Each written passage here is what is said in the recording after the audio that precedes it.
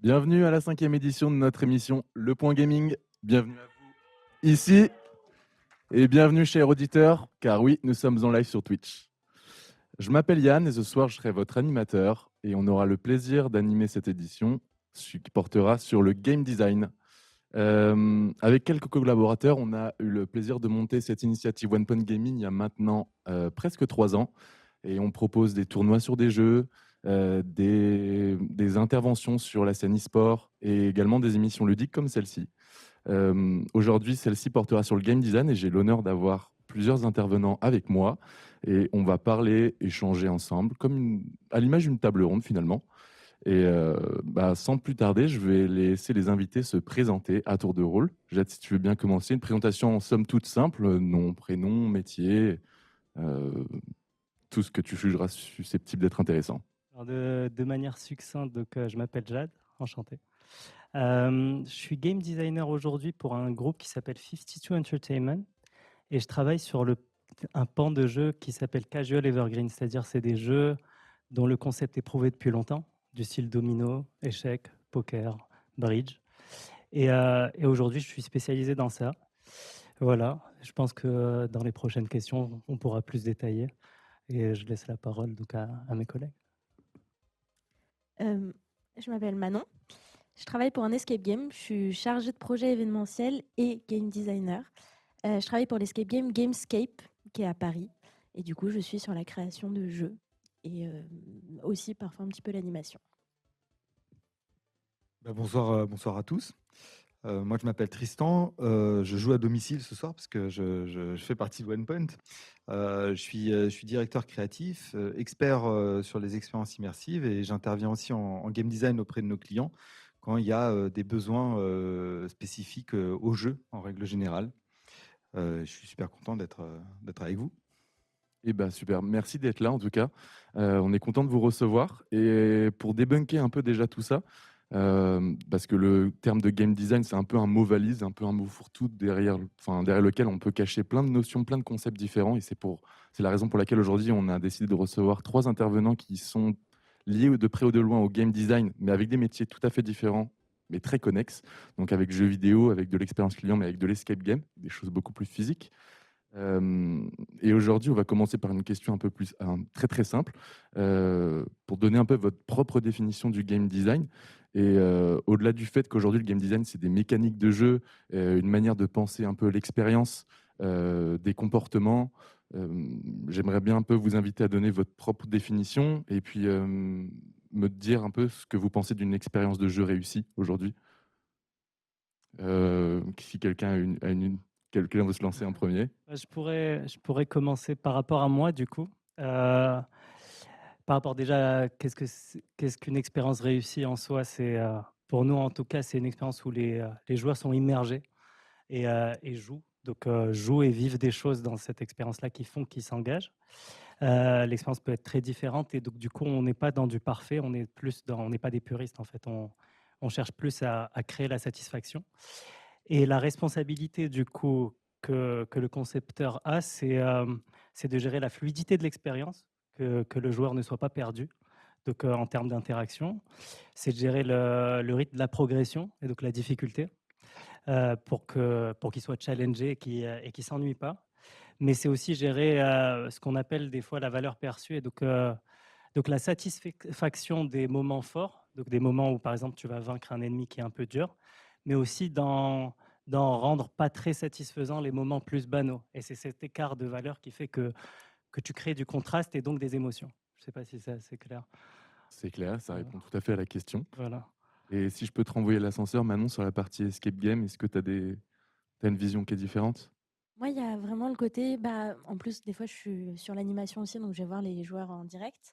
Il y a vraiment un côté, les voir souriants, les voir contents, c'est pour moi le truc qui me plaît le Le plus. summum, quoi. C'est ça.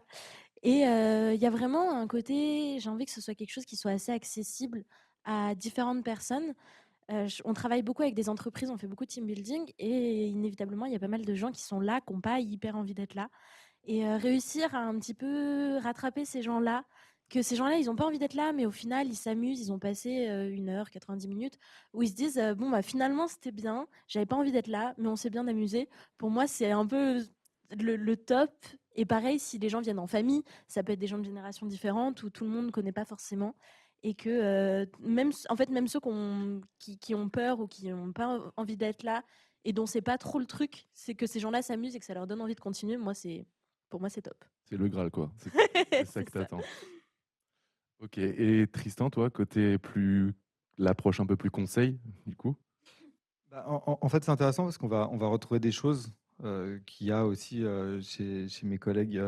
En fait, l'approche que je vais avoir, moi, du game design, ça va vraiment être au niveau de l'engagement. Dans les expériences que nous, on est amené à développer pour nos clients, on ne développe pas des jeux en tant que tels, parce qu'on a des clients qui ont des besoins sur de la formation, sur de la pédagogie, sur enfin, tout ce qui va pouvoir mobiliser le jeu sans qu'il soit pleinement dans son domaine de prédilection, c'est-à-dire le fun.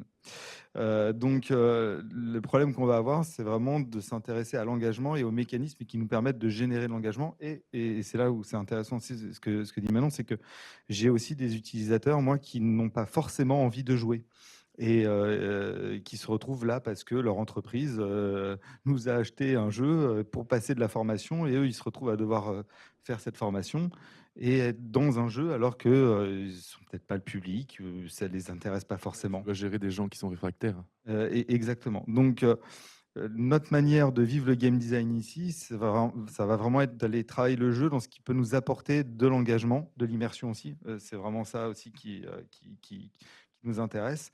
Et donc, d'avoir recours à tous les mécanismes autour de ça pour pouvoir enclencher cet engagement. Ok, je comprends bien. Et dans tous les jeux, parce que dans vos métiers respectifs, en fait, je veux pas dire qu'on vous commande des jeux, mais dans les jeux vidéo, tu réponds peut-être à un cahier des charges pour créer un jeu. En escape game, j'imagine de la même façon. Pareil pour le côté conseil. Et est-ce qu'il y a, une mécanique de jeu ou un jeu dans lequel, enfin, c'est une expérience de jeu vidéo qui vous plaît le plus à faire? Est-ce qu'il y a un game design qui vous parle le plus? Est-ce qu'il y a un type de jeu dans lequel vous vous retrouvez le plus et sur lequel vous aimez tergiverser? Moi, j'aime bien créer un univers assez varié avec plein de personnages différents. Donc partir de zéro et créer Ouais. ton propre. Bah, à partir de zéro, pas vraiment. J'aime bien aussi, par exemple, j'ai travaillé sur une murder Sherlock Holmes. Ok. Donc, partir de Sherlock Holmes, me renseigner là-dessus, enfin passer énormément de temps sur Wikipédia à tout aspirer, tout comprendre. Et puis à partir de ça, créer mes personnages, créer un peu mon univers, c'est quelque chose qui me plaît beaucoup. Et dans un autre aspect aussi du game design, moi, je travaille beaucoup sur les mécanismes, notamment électroniques. Et donc, créer des mécanismes électroniques qui ne se voient pas, des choses qui donnent vraiment une impression de magie, un univers un peu magique. Enfin, c'est ce qui me plaît et j'ai envie que les joueurs, pour cet aspect-là en tout cas, que les joueurs ils sortent et ils se disent mais comment ils ont fait ça? C'est magique, ils trouvent pas d'où ça vient et ça je trouve ça chouette. Ok. Travailler sur l'immersion, c'est ça qui te plaît, quoi. Ouais, l'immersion, mais l'immersion un petit peu, enfin moi il y a vraiment le côté magique de Le côté mystique du ouais, jeu, c'est ok. ça. Ils comprennent bon, une fois qu'on connaît un peu, c'est facile de comprendre, comment telle ou telle chose ont été faites, mais donner l'impression que les choses volent ou quoi, enfin, des fois ça prend pas forcément grand chose, mais ça marche super bien, un petit effet waouh et Et c'est puis j'imagine que tu dois te creuser à la tête. Je fais un peu d'escape game aussi de temps en temps, et effectivement, il y a des mécaniques de temps en temps qui sont un peu redondantes. ouais. Et du coup, tu commences un peu à t'habituer. Et est-ce que tu dois, comment dire, faire des ateliers à chaque fois pour réfléchir avec d'autres personnes pour, on va dire, contourner un peu ces mécanismes et chercher des nouveautés?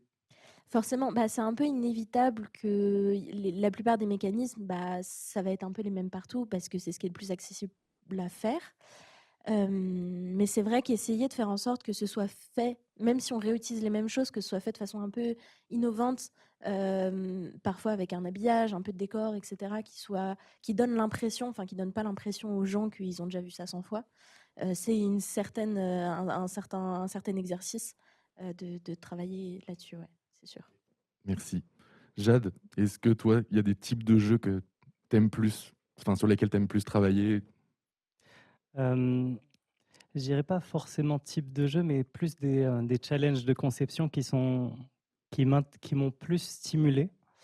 En soi, en fait, sur certains jeux, type des jeux de gestion ou des jeux de simulation, tu es amené à faire vivre, le joueur, donc la maîtrise d'une économie très complexe. Donc tu as beaucoup de ressources à avoir et tu dois maîtriser des augmentations de pouvoir et cetera, et tu dois essayer d'équilibrer ça pour qu'il y ait pas de l'inflation, pour que ton jeu marche. L'équilibre, on connaît tous. Ouais. Et donc du coup, en fait, l'exercice, c'est d'essayer de faire, une abstraction mathématique de ton jeu et ensuite de pouvoir prédire tout ce qui se passe, pour pouvoir après déterminer les bonnes valeurs qui vont faire que tout roule. Donc ça, c'est assez dur, mais ça, c'est assez intéressant à faire. C'est-à-dire, c'est beaucoup de casse-tête, mais une fois que tu l'as, en fait, tu es sur ton Excel, tu sors genre 3 valeurs, 3 fonctions, et d'un coup, en fait, tu peux sortir 5 versions différentes de ton jeu qui marchent. Après, tu les mets en test et tu vois qu'en fait, une cohorte de joueurs, ils adorent ce style-là, une cohorte de joueurs, enfin bref, ça devient de l'expérimentation, en fait. C'est plus juste de la conception, c'est en fait, c'est un peu savant fou, en fait. Tu commences à faire le chimiste Une bonne avec le jeu. définition là. Voilà. Le maillage interne avec le puzzle de la construction de l'arborescence de ce vers quoi tu peux retendre dans le jeu. Et toi, Tristan, de ce côté-là? Alors, je ne sais pas si j'ai un type de jeu, enfin, j'en ai forcément en tant que joueur déjà, mais dans le cadre professionnel, moi, ce qui m'intéresse surtout, c'est que on est souvent sollicité, pour de la gamification et moi, j'aime bien y opposer l'idée du jeu. Donc moi, ce qui m'intéresse, c'est, d'emmener un client, d'un besoin de gamification vers un jeu. La nuance que je fais, c'est que la gamification, c'est souvent, c'est quelques rustiles, un coup de peinture sur des choses finalement très sérieuses où on va aller emprunter un ou deux mécanismes d'engagement, mais en fait, on ne crée pas de jeu. J'aime bien essayer d'aller transformer ce besoin-là vers justement de la création de jeux. Après, ouais, personnellement et avec les équipes avec qui je travaille, on aime pouvoir emmener toujours les projets vers des choses un peu plus ambitieuses, vers de la 3D ou qui vont nous permettre, nous, d'avoir des structures de gameplay à tester qui vont être intéressantes. Sympa, ouais. Voilà, et puis de la création d'univers. Je me retrouve pas mal aussi là-dedans dans ce que tu dis et l'activité que je préfère, moi, tout particulièrement quand on en a la possibilité, c'est vraiment ce qu'on appellerait le level design. Donc, c'est vraiment l'idée d'aller vraiment construire l'environnement dans lequel le genre va pouvoir évoluer.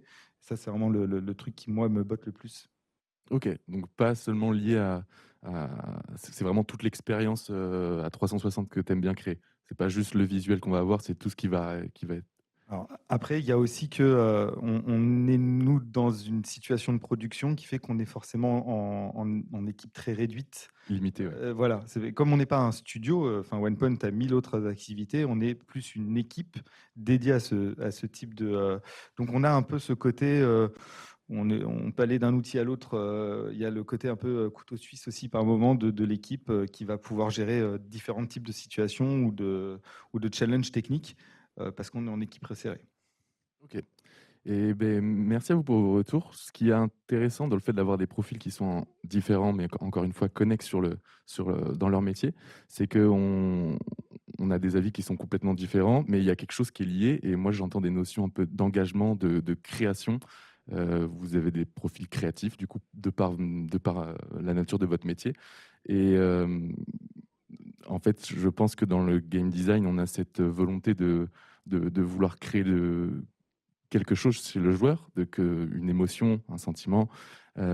Et c'est là où que j'aimerais bien avoir des infos de votre part. J'aimerais bien savoir comment on fait pour aller toucher la sensibilité de quelqu'un à travers une interface, qu'elle soit physique, qu'elle soit virtuelle, qu'elle soit expérientielle. Comment on arrive à aller à ce niveau d'affect. Est-ce que c'est le but principal quand on est en train de créer un jeu? Est-ce qu'on va directement chercher l'affect? Est-ce qu'on passe par d'autres concepts? Voilà, quel est l'objectif derrière ça? Qui veut se lancer? Je pourrais commencer déjà, on va dire souvent, du moins dans mon cas en mobile, en termes pro, on a tendance à avoir des objectifs plus par exemple, on veut augmenter la rétention du joueur au 7e jour, des choses comme ça, et c'est de là que vient la question de quelles sont les émotions qu'on pourrait lui faire vivre. ressentir pour qu'ils continuent. Ok, tu les fais Euh, découler de ces objectifs-là. voilà, donc ça c'est plus pro parce qu'il y a des objectifs business liés à ça. Si c'est plus artistique, tu pars de l'émotion parce que tu n'es pas là à essayer donc, du coup de faire de l'argent sur ton jeu. Mais du coup, une fois qu'on a, par exemple, je vais donner un exemple simple, on a un jeu type de puzzle. Les jeux de puzzle, c'est des personnes en fait qui vont apprécier compléter quelque chose. Donc ça, c'est la motivation des gens qui aiment les puzzles. Ils aiment des grands puzzles où ils vont passer des heures à essayer de tout compléter. En partant de là, tu te dis, OK, nous, on veut augmenter la rétention au mois. On sait que ces gens aiment la complétion. Donc, on va essayer de leur faire un système de progression où, quand ils vont finir un puzzle, par exemple, ils ont 30 pièces dans le puzzle, bah, ça va leur donner 30 briques pour construire une maison. Et donc, du coup, ils vont essayer de compléter la maison. Et donc, du coup, on essaye de jouer d'essayer de se baser sur le profil de joueur pour se dire quelle émotion on va chercher pour répondre ensuite à un objectif de business ou autre. Ok. Je Voilà. retrouve le côté mathématique dont tu as parlé tout à l'heure.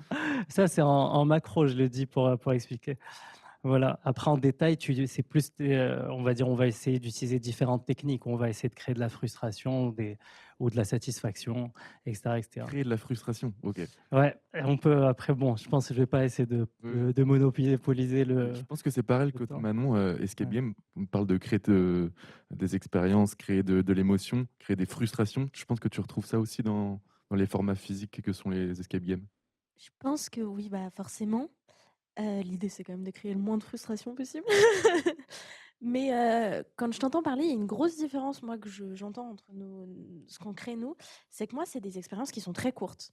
C'est-à-dire que dans ce que j'ai créé, au maximum, ça dure 2 heures. Et du coup, en 2 heures, il faut essayer de leur faire. Voilà, c'est ça.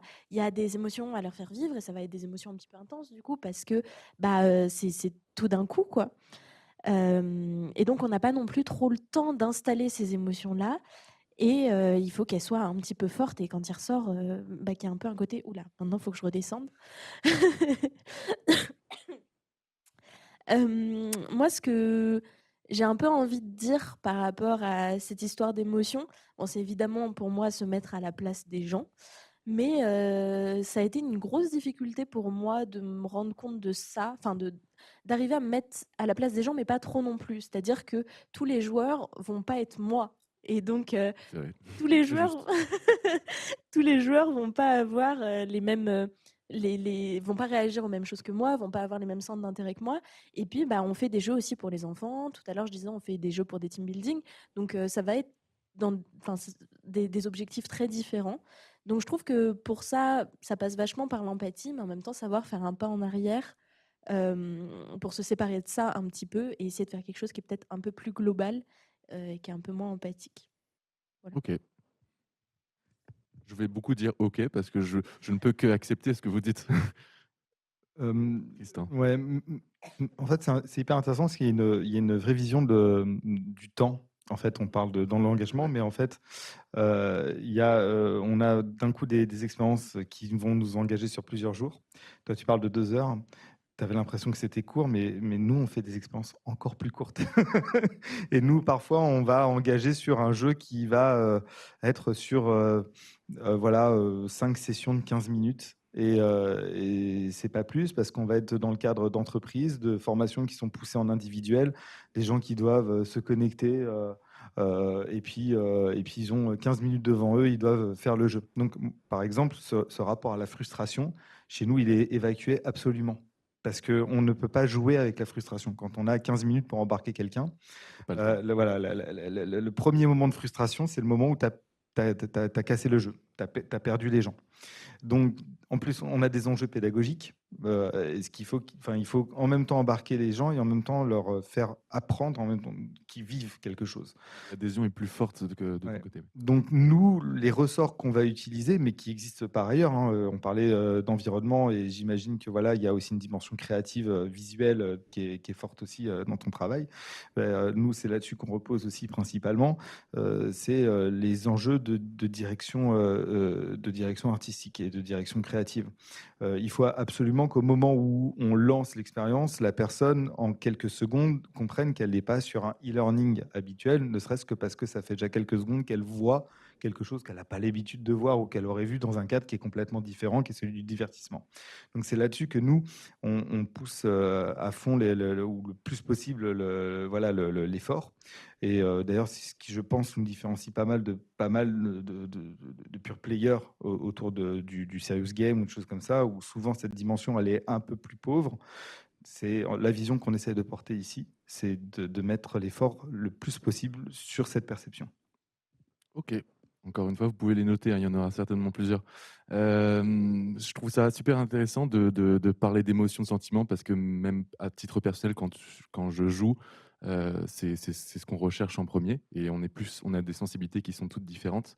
Et avant d'atteindre ces niveaux, on a des parcours de conception qui sont très différents selon vos métiers, selon les projets sur lesquels vous êtes amené à travailler.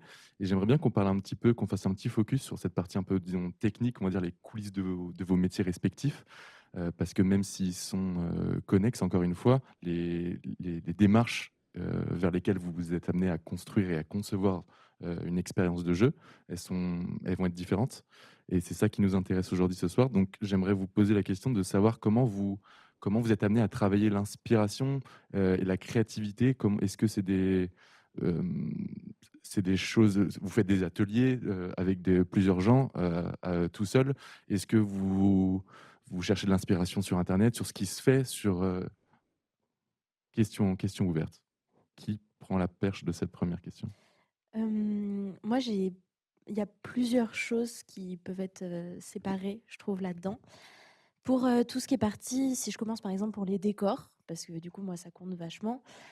Pour tout ce qui est partie décor, accessoires, costumes, des fois, c'est vachement sortir. Bon, ça va être faire des escape games, évidemment, faire des jeux de manière générale, mais ça passe aussi, par exemple, par aller à des spectacles. Un peu de la culture, aller au théâtre, aller voir des spectacles et voir comment ils se débrouillent pour réussir, donc sur une seule scène, à créer plusieurs pièces, plusieurs endroits différents, parce que c'est une problématique qui va parfois aussi me toucher, parce qu'on peut avoir qu'un seul lieu et on va avoir besoin d'en faire plusieurs pièces. Et d'ailleurs, je suis allée au théâtre hier soir, j'ai vu une pièce qui était très très cool, ça Ça s'appelle s'appelle Made in France, qui passe au théâtre de Belleville jusqu'à la fin avril, et c'était Instant trop cool. promo. Voilà, c'est ça, la petite reco.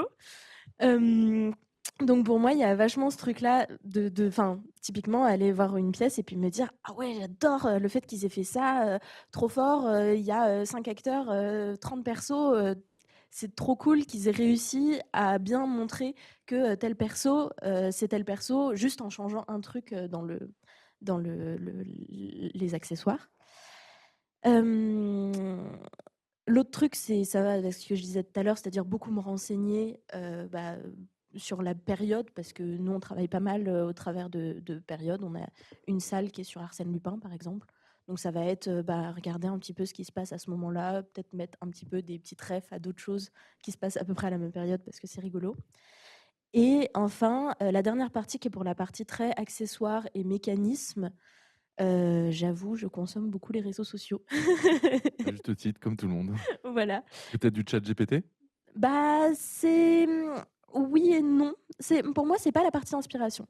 L'inspiration, elle vient avant et c'est plutôt après sur se lancer et savoir un peu par où commencer. Un peu structurer tes idées, Ouais, peut-être. c'est Ok. ça. Et aussi, par exemple, pour passer le syndrome de la page blanche, où on sait pas trop par où commencer, ça fait flipper. Et puis...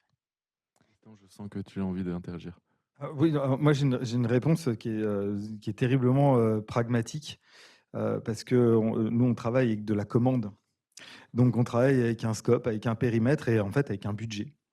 Et il y a des fois où on a envie de certaines choses on ne pourra pas avoir la possibilité que ces choses existent. La liberté créative. Voilà, c'est ça. Donc nous on travaille avec énormément de freins et on essaye de se débrouiller avec tout ça. Et c'est vrai que il va falloir qu'on conjugue le besoin du client avec le budget qu'il a, avec les envies qu'on a et les solutions qu'on peut trouver. Il y a vraiment des fois où on a été très content de certains résultats, mais qui ne sont que le résultat d'arrangements qu'on a fait entre tout ce qu'on pouvait faire. C'est vrai qu'on va très vite aller, quand on va faire de la 3D, à ce qu'on appelle du low poly, donc c'est-à-dire peu de polygones pour avoir des formes simples et pour pouvoir gagner du temps en production et souvent du temps aussi de rendu.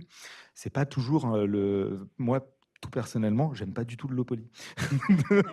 Mais Interminable. voilà, je design beaucoup de choses en low poly parce que je peux pas faire autrement. Parfois, ça fait jaillir des trucs sympas, hein, d'être hyper contraint, hyper limité. Mais en tout cas, on fonctionne avant tout avec notre cahier des charges et puis le besoin client. Et parfois aussi, ça peut être intéressant de réaligner sa vision ou son budget en fonction et de voir ce qui est le plus important pour lui ou pour nous vis-à-vis de l'expérience. En tout cas, c'est comme ça qu'on va faire. Après, pour la partie inspi, moi, je suis un énorme joueur. Je joue beaucoup et puis j'ai mes préférences, j'ai mes goûts et parfois aussi j'ai mes envies. Ouais, je vais être sur un jeu et je vais embêter l'équipe. Je suis pas technique, hein, moi je suis vraiment le côté créa et je vais embêter mon équipe en disant ah à ton avis comment ils font ça. Voilà, on va faire des tests, on va regarder. Donc c'est plus à l'envie quoi. Ok, périmètre un peu plus resserré et inspiration sur le test and learn. Et Jade, est-ce que tu as des éléments à Moi, ajouter? c'est moins, on va dire, glamour ou moins. En fait, nous, on fonctionne sur des jeux dont les concepts ont déjà été prouvés, en fait. Donc, on essaye déjà de voir la pertinence par rapport aux joueurs et de voir ce qui a déjà été fait. Donc, souvent, en fait, ce qu'on va faire, c'est rétro-engineer un peu les, euh, les jeux qui ont déjà été faits, donc des meilleurs concurrents, pour essayer de comprendre, en fait, quels sont les micro-twists qu'ils ont fait. Parce qu'on est plus dans vu que le marché est très concurrentiel, en fait, on essaie toujours d'avoir un gap sur, OK, celui-là, en fait, il fait cette interaction en 2 clics au lieu de 3. Comment il le fait, en fait? Ah, le système d'information, il le gère comme ça, l'animation, elle arrive comme ça. Donc, on va jouer sur des petites choses où, par exemple, ah, ceux-là, leur difficulté, en fait, ils la font différemment. Ils vont utiliser du machine learning pour créer des bots au lieu de les faire à la mano. Donc, ils en ont plusieurs. Et en fait, ça devient de la créativité plus technique que quelque chose d'inventif. Et donc, du coup, tu te retrouves avec la même expérience, mais c'est pas la même. Tu as une sensation différente et tu restes dedans. Donc, on est plus sur ce pan-là, pour ce type de jeu-là. Mais bon, pour une réponse plus intéressante, en fait, pour mes autres expériences, on avait, pour créer des jeux, en fait, ce qu'on essayait de faire, nous, c'est soit prendre une contrainte forte et se dire, OK, ce jeu-là, en fait, ça va se jouer que en drag ou que en tap. Et après, on essaye de faire à partir de là. Tu as Donc, c'est lancé des mots techniques là, déjà. en drag. Donc, du coup, que en touchant l'écran. Donc, le joueur, il peut Ok, faire que d'accord. ça ou quelque chose comme ça. Et du coup, ça, c'est ce qu'on fait ce que les gens font en game jam. Game jam, c'est des moments où pendant un week-end, en fait, tu as une contrainte et tu dois essayer de faire un jeu au bout de 48 Ça, heures. on connaît très bien ça. Voilà. On en organise souvent. Il y Donc, en a vu une il y a encore 2 semaines organisées dans les locaux ici. Ouais, on a des teams de jammers ici. voilà, il y a des techniques d'idéation. Par exemple, tu as un mode, une mécanique d'un jeu, bah, tu prends que cette mécanique et tu vas essayer de la mettre dans un autre mode de jeu pour essayer d'avoir une nouvelle expérience, etc., etc. Je vous invite à tester le nouveau jeu de Fares, donc celui qui avait fait It Takes Two. Oh, oui, oui, oui. Voilà, À demi-mètre c'est celui-là. ça. Donc lui, il a une contrainte forte qui est de faire de la collaboration, plus une contrainte de cette collaboration être censée t'amener à avoir une harmonie avec la personne avec qui Résolution de l'équipe. litige de couple, en tout cas pour It Takes Two. Mhm. Euh, donc, euh, donc voilà, donc ça permet d'avoir des œuvres auxquelles tu t'y attends pas. Et la dernière apparemment est très intéressante. Voilà. Ouais, j'ai vu, ça me tente bien. Et vu que je devais te laisser continuer la parole, puisque quand on s'est rencontrés, Jade, tu as évoqué avec moi la notion de rythme de jeu. Et on a parlé de Puppet Master, de Game Master, en l'occurrence plutôt pour toi, Manon.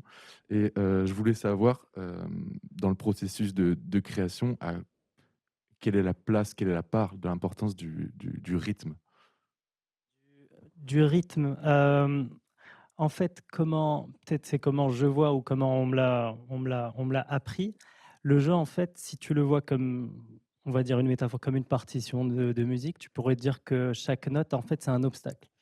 Et donc, en fait, tu essaies de faire danser le joueur au fil des obstacles. Et donc, du coup, c'est ça le rythme. C'est-à-dire qu'à un moment, tu as un ennemi, puis après, tu as un saut à faire, puis après, tu as un ennemi plus fort, puis après, là, tu as un moment de repos, puis après, là, tu récupères quelque chose, et ensuite, tu reboucles ce rythme-là. Donc, du coup, donc ça c'est au niveau, en termes, ça, c'est juste à l'échelle du level design. Tu peux aussi l'avoir à l'échelle de l'interaction, c'est-à-dire, je dois faire 2 touches, une flèche, 2 touches, une flèche, 2 touches, une flèche. Donc, du coup, au niveau du toucher. Tu peux l'avoir aussi en termes de progression, c'est-à-dire, OK, je dois gagner 3 matchs pour atteindre le palier suivant, puis après, genre le jeu fait en sorte que j'en perds un avant de pouvoir en gagner 3 autres, etc., etc. Donc le rythme, c'est une notion très verticale qui arrive de l'interaction jusqu'à la fin, donc l'échelle super macro on va dire, la narration globale. C'est ça le rythme. En gros, le joueur, en fait, pour s'immerger, tu as besoin de le mettre dans une sorte de musique. Voilà. Je ne sais pas si ça Non, vous non, donne c'est une... très bien imagé. J'aime beaucoup l'analogie avec la musique, ça me parle beaucoup. Et j'aimerais bien te renvoyer l'ascenseur. Manon, est-ce que toi aussi, tu perçois la notion de rythme de la même façon dans la partie, vu qu'on parlait du fait que toi, tu as des expériences de jeu qui sont beaucoup plus courtes, est-ce que tu as un rythme plus saccadé, c'est toi qui gères ça? Comment vous faites? Bah, c'est effectivement le fait que ce soit beaucoup plus court, ça joue vachement là-dessus. Je pense qu'on peut pas trop se permettre d'avoir des moments un petit peu de redescente, c'est-à-dire qu'il faut tout le temps être un petit peu Dans la stimulé. surenchère Ouais, oui, c'est ok. un peu ça. Les jeux auxquels, notamment par exemple, je suis appelée pour animer en dépannage quand il nous manque des game masters, ça va être les jeux où on fait plutôt du team building et là-dessus, j'ai remarqué quand même beaucoup que enfin et c'est fait pour, les game masters sont vachement là pour essayer notamment, on a plusieurs équipes qui jouent en même temps et donc pour essayer de faire en sorte que toutes les équipes soient à peu près au même niveau en même temps, parce que sinon c'est pas très drôle s'il y en a une qui mène de loin et une qui est à la ramasse. Donc pour moi, le rythme, il est à réfléchir évidemment en amont, mais réfléchir également de notre part le côté de comment les game masters ils vont pouvoir gérer ce rythme-là. Je parlais des grosses équipes et du team building, mais ça vaut aussi pour les escape rooms habituels où le game master, bah, l'idée c'est de donner des indices s'il voit que les joueurs sont à la ramasse et de pas en donner, voire de mettre des bâtons dans les roues s'il voit que les joueurs avancent trop vite. Histoire que bah, tout le monde puisse s'amuser un peu dans le temps imparti et pas l'impression d'avoir fait une expérience qui était vendue comme 60 minutes en 20 minutes ou un truc impossible à faire. Donc pour moi, le rythme, il est oui, à réfléchir avant et comme moi, il y a une intervention du coup humaine d'un game master pendant le jeu, c'est un peu presque c'est un script en fait souvent de quand ça se passe à peu près normalement, au bout de tant de temps, il faut donner tel indice, il faut faire telle chose, etc. T'as une arborescence avec des trucs à tiroir un peu, Un peu, s'il est ouais, là à tel moment de c'est ça. l'expérience, tu ralentis. Ok. C'est ça, on sait que bah oui, enfin exactement. Donc pour moi, c'est un travail d'équipe entre la personne qui a créé le jeu et les personnes qui surveillent le jeu. Gardien du temps et de l'expérience. C'est Ok. un peu ça. Et Tristan, tu retrouves ça aussi? Ouais, un peu moins pour encore les raisons des contextes qui sont aussi pédagogiques. Parfois, la pédagogie vient casser, vient rompre le rythme. Et en même temps, on est obligé de l'adresser aussi parce que finalement, c'est le point névralgique de l'expérience, c'est qu'à la fin, nos joueurs tirent quelque chose et a appris quelque chose. Donc, nous, le rythme, c'est quelque chose, enfin, on veut l'amener toujours parce que c'est un moteur d'engagement et à un moment, j'aime bien l'idée de la danse, hein. Quand on coupe la musique, d'un coup, l'ambiance, elle retombe, hein. Oui, j'aimais bien l'image. Donc, mais en même temps, nous, il faut qu'on mesure les moments où on coupe l'ambiance, tout en essayant quand même de garder notre joueur et le maintenir dans l'expérience. Donc, c'est un savant mélange. On a réalisé notamment l'année dernière quelque chose, enfin, pour une association, c'est public, il n'y a pas de problème. On travaille avec l'association Crésus, qui est une association qui œuvre dans l'éducation financière. et qui est venu nous voir il y a 2 ans de ça avec l'ambition d'adapter un jeu qu'il joue sur plateau et de l'adapter comment dire, en version numérique et surtout pour pouvoir permettre des parties distancielles. Ce qui est très intéressant ce projet-là, au-delà du fait que c'est vraiment un projet dont on est très très content. Ce qui était intéressant, c'est qu'on avait aussi la notion de game master avec un vrai animateur, parce que c'est leur activité, ouais, c'est leur activité d'association. Ils sont là pour faire de l'éducation financière avec différents types de populations, et en physique, ils ont un animateur qui est là et avec les joueurs et qui les guide, qui les fait jouer et qui est lui le garant de la dimension pédagogique de l'expérience. Et en fait, quand on a transposé ce jeu plateau en version numérique, c'était crucial qu'on conserve le métier qui était celui de l'animateur. Donc en fait, aujourd'hui, ils ont maintenant des animateurs qui sont spécialisés sur l'animation de la version digitale et qui accueillent dans des sessions distancielles des parties virtuelles de ce jeu. Et finalement, ce qui était très marrant pour nous à régler, c'est que toute cette notion de rythme, eh ben, on l'a vraiment mise dans les mains du Game Master, qui n'est finalement pas chez nous, qui est vraiment, c'est son métier d'origine et c'en est le prolongement. Et localise. Donc ouais, il y a vraiment l'idée d'avoir ces notions-là et d'avoir produit une expérience avec un vrai Game Master qui n'est pas codé, qui est là dans ses interactions humaines et qui est lui garant du rythme. Ok, et on a cette contrainte du coup de rythme, et je pense qu'il y en a beaucoup d'autres. Est-ce que, Jade, par exemple, dans ton métier de game designer sur le jeu vidéo, tu as une contrainte parmi contraintes financières, humaines, matérielles, techniques, qui est plus importante qu'une autre? Mmh, C'est pour mettre ça en miroir avec les autres métiers des... Avec les autres métiers, en fait, donc du coup, si on part sur les produits qu'on fait, qui sont des produits, donc c'est des produits sur mobile et c'est sur des marchés en fait qui sont très concurrentiels. Il y a cette notion de fluidité qu'il faut garder en fait. Et donc du coup, il y a cette contrainte donc on n'est pas sur des expériences avec des effets spéciaux de fou, avec des personnages en 1000K, en 3 milliards de polygones et tout. Mais, mais en fait, on essaie de n'avoir aucun bug, d'avoir tout très compréhensible, c'est-à-dire que tu vas jouer sur des éléments de contraste, on va prendre des écrans, les mettre en noir et blanc, voir qu'en fait, est-ce que tu peux reconnaître l'écran à 2 mètres juste avec les contrastes. Tu vas essayer de voir si tu fais les choses en 2 clics au lieu de 4, si les menus en fait apparaissent, comment les animations elles arrivent. En termes de difficulté, les pics de difficulté pas trop hauts, et ça on essaie de les mesurer par la donnée, même pas juste l'appréhension, on va dire au feeling. On essaie de voir par exemple, là, on a une perte de 4% des joueurs, mais dans l'autre, on a une perte de 2,5%. OK, c'est sur celle-ci qu'il faut aller. Donc, on est sur cette sorte d'ajustement, c'est limite de l'horlogerie, en fait, où on voit en fait des courbes d'engagement, en fait. Et donc, ça nous permet de savoir où est-ce qu'il faut arranger quelque chose, où est-ce qu'il ne faut pas l'arranger. C'est le confort du joueur, en fait, ta contrainte C'est ça. principale. C'est ça. En fait, on essaye de faire en sorte, et c'est ça le truc pour reprendre la notion de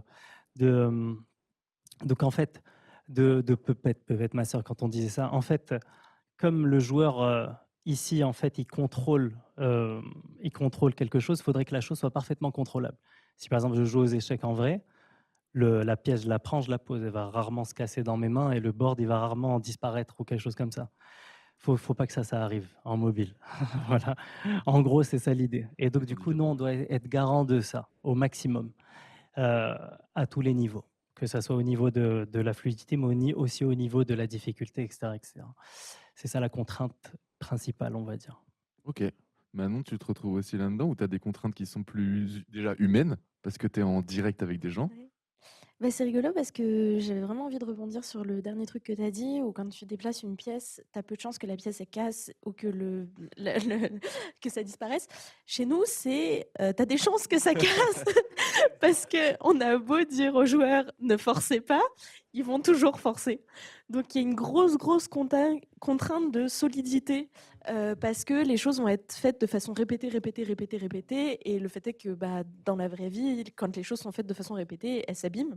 Et donc il y a vachement cette contrainte-là de faire des choses qui sont le plus solides possible. Donc, le choix du matériel, il est... Ah ouais, Ok. vraiment. Et aussi les bêta-tests, quand des fois on fait tester des mécanismes à nos collègues, on est là en mode vous tirez dessus dans tous les sens, vous le cognez, parce que il faut essayer, en fait, en se mettant à la place des joueurs qui, des fois, faut le dire, sont des brutes.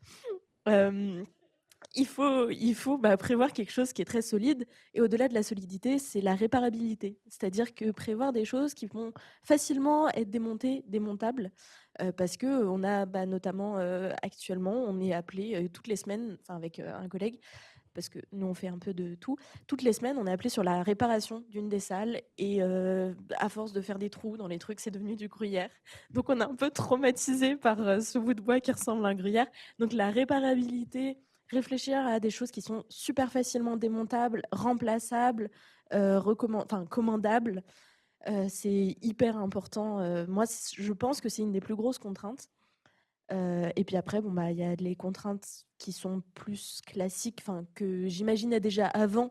Alors que ça, j'avoue, je me suis pas trop posé la question avant de commencer à créer des jeux, de me dire est-ce que les gens vont casser les trucs que j'ai faits, parce que a priori, moi, je suis soigneuse, mais même moi, je casse tout le temps des trucs.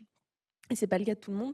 Donc il y a tout ce qui est plus habituel, donc faire des choses ni trop difficiles, ni trop faciles. Et puis aussi considérer qu'on a plein de types de joueurs, c'est ce que je disais tout à l'heure, mais aussi qu'on a notamment, des fois on fait des jeux plutôt pour les enfants, des fois des jeux pour les team building, etc. Donc se mettre à la place des gens et puis considérer tous les types de joueurs qu'il existe. Sans toi, t'as beaucoup de contraintes, toi. La fluidité, c'est une vraie contrainte. En fait, quand on fait un produit numérique, en règle générale, on a l'enjeu qui fonctionne et qui fonctionne correctement. Comme tu dis, il ne faut pas que la pièce elle disparaisse, il ne faut pas que, entre guillemets, le risque c'est le bug, le risque c'est le lag. Et c'est à un moment, d'un coup, il y a une chute de framerate, le jeu fonctionne plus correctement.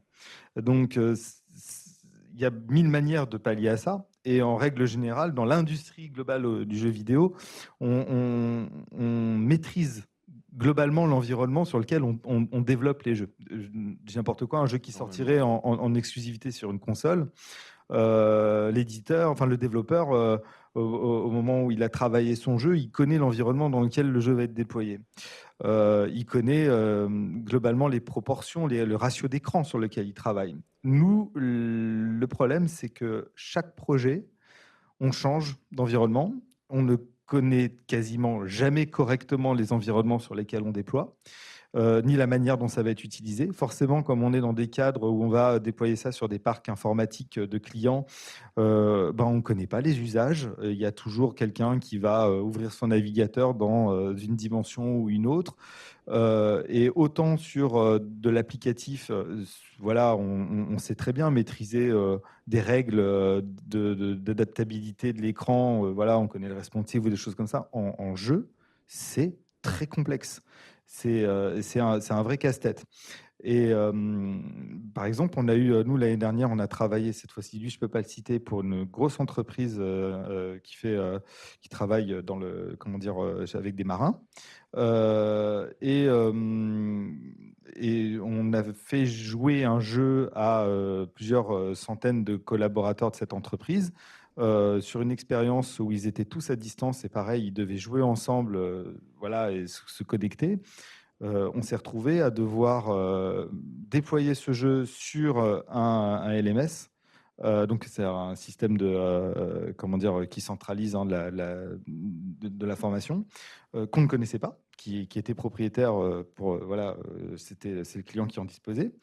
Et une fois qu'on a dompté l'environnement sur lequel on déployait notre jeu, on s'est retrouvé avec des situations qu'on avait mal anticipées. On s'est retrouvé avec des gens qui devaient se connecter sur la même session et qui étaient au même moment. Il y en avait un qui était en Roumanie, l'autre qui était en Chine et le troisième qui était au large de New York. Et ça a été un enfer technique. parce que les requêtes, en fonction des différentes lois dans les géographies, voilà, en Roumanie, il y avait c'est un vrai exemple, hein, c'est vraiment concrètement en Roumanie, on a des requêtes qui ne passaient pas. Et il a fallu qu'on corrige tout le code et qu'on adapte les informations, alors même qu'il y a déjà des joueurs qui étaient, voilà.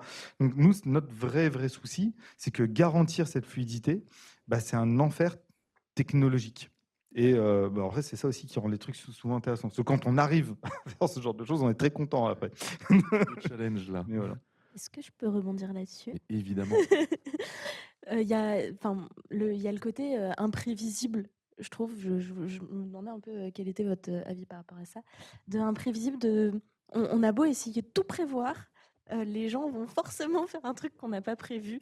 On prévoit d'avoir des compartiments que les joueurs vont pas ouvrir, et puis ils arrivent avec leurs petits doigts à les ouvrir. Il y a évidemment essayer de prévoir le maximum de choses, mais accepter aussi que des fois on peut pas prévoir certaines choses et que faire confiance aussi, moi en l'occurrence, faire confiance à nos game masters qui vont devoir improviser sur le moment. Ah bah vous avez ouvert le compartiment secret qui ne sert à rien, vous pouvez désormais le refermer. Pour moi, c'est vrai qu'il y a cette contrainte-là c'est imprévisible. Les gens sont imprévisibles. C'est ça qui est trop cool aussi. Mais Ça fait partie de l'expérience. tout à fait. Et j'aime beaucoup le fait que tu y rebondis parce que tu me permets de faire le lien avec la question qui suit. Et ça va être la dernière question parce qu'on arrive bientôt au terme de cette première partie de l'émission. Et du coup, tu me parles de prévision. Ça me fait parler d'anticipation. Et je suis obligé de vous parler d'IA parce que c'est le sujet sur tous les fronts. Et j'aimerais bien savoir comment vous pensez qu'il est possible d'utiliser l'IA au mieux pour transformer les expériences de jeu de demain, d'après-demain.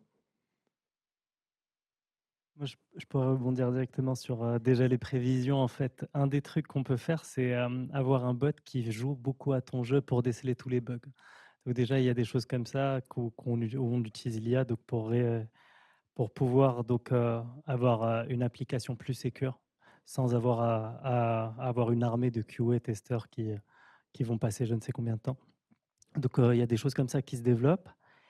Il y a aussi, en termes donc purement créatifs, on va dire en game design, en fait, tu as des portes qui s'ouvrent dans le sens où maintenant avec ces IA d'apprentissage, tu peux beaucoup plus travailler la difficulté parce que du coup les IA en fait, tu vas pouvoir créer des IA, mais pas en les pensant, pas en pensant leur manière de réfléchir, mais en les laissant apprendre à jouer. Tu as aussi, tu peux aussi avoir des évaluateurs de tes niveaux en utilisant ces IA-là qui vont jouer les niveaux et tu vas voir comment elles s'en sortent. Et donc, du coup, tu te bases moins sur du feeling. Donc, ça te permet de rationaliser, on va dire. Il y a beaucoup d'autres choses ensuite dans d'autres métiers que je maîtrise moins, mais je sais qu'en termes de technologie, il y a un travail au niveau des animations où en gros, maintenant, tu peux avoir des animations. C'est beaucoup plus facile d'avoir le gars quand il s'approche d'un mur, il pose sa main parfaitement et tout. Et tout ça, c'est fait par des machines qui calculent, on ne sait même pas comment. Voilà, ça c'est un exemple. Donc ça c'est un des exemples. Il y a aussi tout ce qui se passe en termes de pub maintenant. Je pense que ça s'est vu pour ceux qui scrollent un peu sur LinkedIn. Tu vois qu'en termes de créative et de pub, maintenant tu peux sortir beaucoup plus de pubs, de gameplay et essayer d'avoir de gagner la concurrence juste en utilisant ces outils-là. Voilà, ça c'est ce que je peux dire en termes techniques, en termes plus général et on va dire en termes d'idées. D'habitude, quand il y a des nouvelles technologies, tu as des jeux qui étaient infaisables, donc qui se faisaient juste entre nous, par exemple des jeux de définition ou des jeux de langage qu'on pouvait faire qu'avec des humains, ou des jeux par exemple de négociation qu'on pourrait faire qu'avec des humains. Maintenant, avec cette technologie, peut-être qu'on va voir la naissance de ces jeux-là. De la même manière que avoir la simulation physique a permis d'avoir des jeux de billard ou des jeux de foot, une technologie de langage pourrait nous permettre d'avoir des jeux basés sur le langage. Globalement, je vois ça. Il y a sûrement d'autres choses. Je ne suis pas un spécialiste. Moi, j'ai un rapport un peu étrange à l'IA. Alors, il y a plusieurs types d'IA déjà. Parce qu'aujourd'hui, l'IA, on met un peu tout et n'importe quoi dedans. L'IA que tu évoques, elle fonctionne de mieux en mieux. Mais pour le grand public, en fait, elle est déjà là depuis longtemps. C'est vrai qu'en ce moment aussi, l'IA, c'est beaucoup l'IA Gen. Je suis un peu partagé parce qu'en fait, l'IA Gen, pour moi, c'est un peu une petite amie toxique. Je suis très, très amoureux d'elle. Elle me fascine complètement, mais elle me fait que du mal. Et, Je vais essayer de l'écrire parce que j'adore. et en fait, l'IA Gen aujourd'hui pose pas mal de soucis en règle générale. Mais nous, on peut parler aussi de jeux. On est là pour parler du jeu vidéo. Il y a déjà des dérives qu'on voit. On peut pas ne pas évoquer ensemble le fait que l'industrie de jeux vidéo, elle va pas très bien. Enfin voilà, tous ceux qui s'y intéressent un petit peu, ils connaissent les licenciements en masse qui est un peu partout. Il y a des mouvements de grève qui sont toujours en cours à l'heure actuelle aux États-Unis. Il y en a aussi en France. Il y a Dontnod qui était en grève il y a encore pas si longtemps. Je me demande même si si ça n'a pas été prolongé. Et l'IA est au cœur aussi de tous les débats qu'il y a là-dessus. Par exemple, l'IA Gen va toucher plein de métiers, va toucher notamment par exemple le doublage. Le doublage, c'est hyper important dans le jeu vidéo, en tout cas pour tous les gros jeux qui vont avoir des dialogues, c'est important. On voit, il y a un jeu dont on parle pas mal, je ne veux pas dire de bêtises, mais il me semble que c'est bien ça, qui est sorti là le mois dernier, c'est Kingdom Come Deliverance 2, par exemple, qui est un super jeu, je suis en train de faire le 1. Mais par exemple, ils ont fait le choix, cette information sera à vérifier, je ne veux pas non plus dire de bêtises, mais il me semble qu'ils ont fait le choix de doubler avec des acteurs tous les personnages principaux et de faire des doublages IA pour tous les PNJ. Le truc, c'est que ça se voit, ça se ressent, c'est dégueulasse et ça met des gens au chômage, quoi. Donc, c'est ça aussi. J'aime bien qu'on ait quand même le warning et qu'on sache utiliser ce que la technologie nous apporte à bon escient sans négocier non plus ni la qualité ni l'humanité qu'on est capable aussi de mettre dans nos productions. Parce qu'il me semble que c'est important. Voilà, j'aime bien citer... j'ai un ami qui va m'en vouloir de ne pas avoir le nom. Vous connaissez ce scientifique dans Jurassic Park qui était joué par Le nom de Jeff l'acteur, Goldblum? Non, Goldblum, ok. mais j'ai l'acteur, mais c'est quoi? C'est Ian Malcolm, un truc comme ça? Je sais plus le Cherche le nom personnage, mais je veux citer le personnage parce que c'est lui qui dit ça, qui dit à un moment quand il parle avec le propriétaire du parc, qui dit mais en fait vos scientifiques étaient tellement obsédés à l'idée de savoir comment dire s'ils pouvaient faire ce parc qu'ils ont oublié de se poser la question de savoir s'ils devaient le faire. Et c'est un peu oui, t'as le nom. Ouais, Ian Malcolm, ok, super, je l'avais. C'est une phrase que je dis souvent, je l'ai déjà dit au micro de OnePoint, et je trouve que c'est un bon warning. L'IA Gen, il faut l'accueillir parce que, de toute façon, on n'a pas le choix, et ensuite parce qu'elle nous apporte des choses incroyables, mais il y a un moment où il faut savoir aussi lui mettre la limite du moment où ça va nous abîmer. Et il faut réussir à le jauger. Et voilà, c'était mon plaidoyer. Manon, est-ce que tu as, toi, Moi, en termes d'IA, en vrai, je m'y connais pas trop. Je connais pas grand-chose autour des IA. Je les utilise pas assez aux yeux de mon chef. Mais pour moi, c'est tout ce que je disais tout à l'heure, cette histoire du syndrome de la page blanche. Donc, quand on a un peu peur de commencer, c'est intéressant. L'IA, ça aide à se lancer un petit peu et à commencer quelque part et à savoir par où commencer. Donc, pour ça, je m'en sers un petit peu en tout début. Pour, par exemple, générer des textes. Après, évidemment, je les revois, etc. Ce que je crois n'est pas le cas de tout le monde. Mais les relire et les refaire correctement. Ça me sert aussi à gagner du temps parce que moi, sur toute la partie électronique, je programme un peu et c'est des choses qui vont finalement être parfois un peu la même chose que j'ai fait avant, mais parfois pas exactement. Ça va me faire utiliser des nouveaux composants que je connais pas encore. Donc c'est vrai que l'IA, elle m'aide vachement à ce niveau-là, à commencer ce truc-là, à pas passer des heures à me renseigner sur tel ou tel truc pour finalement faire un truc très simple. Donc partir de ça et puis après l'améliorer en comprenant bien ce qu'elle a fait, c'est cool. Pour moi, ça m'aide aussi à avoir une plus grande liberté pour certaines choses parce que, comme ça a été évoqué tout à l'heure, moi j'ai vraiment le côté couteau suisse. C'est-à-dire que je fais tout enfin, je passe par toutes les étapes. On est une petite boîte et du coup, je fais vraiment partie de toutes les étapes du jeu. Et j'apprends vite et j'aime bien, mais je sais pas tout faire. Notamment, je suis très mauvaise en dessin. Et du coup, c'est vrai que pour avoir des visuels, pas forcément le visuel final, mais pour avoir des visuels, pour avoir des idées, des visuels que je veux Plus utiliser, abouti, oui. voilà, c'est ça, plutôt que moi, si je le fais à la main, ça va être très moche et personne va comprendre ce que j'essaie de dire. Donc, c'est vrai que pour avoir ce genre de choses, moi, ça me donne plus de liberté parce que ça me donne plus d'outils en fait que juste mes mains et un stylo, quoi. Ok, très pertinent. Je vois que le temps passe. Je vais vous remercier pour les échanges et c'était très constructif, ça m'a beaucoup plu. Merci à toi. On va clore cette table ronde et on va passer bientôt à la deuxième partie de l'émission, sauf s'il y a une question du public. Non, bah, il y a des gens qui en veulent, mais il n'y en a pas de ce côté-là. On a une deuxième partie de l'émission dans laquelle vous pourrez faire un blind test avec notre streamer national aka Mokka de son prénom Kevin. Un blind test musical sur le thème du jeu vidéo, du rétro gaming, de toutes les musiques du jeu vidéo qui ont marqué l'histoire. Donc voilà, on se retrouve dans 5 petites minutes. Merci beaucoup de nous avoir suivis. Merci.